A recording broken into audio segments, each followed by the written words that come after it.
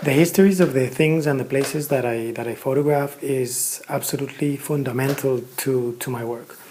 My work is interested in memory, and my different projects, memory is a central element.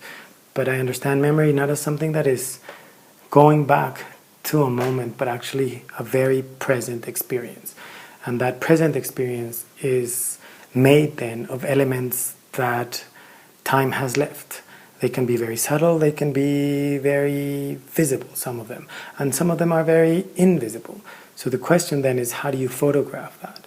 So that is where I come in with the idea of the trace, with the idea of suggestion, with the idea that actually things and places do contain some of that, even if it's not necessarily visible. Which takes me then is to an understanding of photography as something that is a much more open-ended form of dialogue, where what I'm seeking is not to provide a direct sense of information by creating an image that shows something directly as how it was, for example, but rather a much more evocative, a much more suggestive, open-ended form of photography that is in dialogue with the remains and with those things that can be said about what happened in those places. That obviously extends the idea of the single image, for example, right? You can't have one image.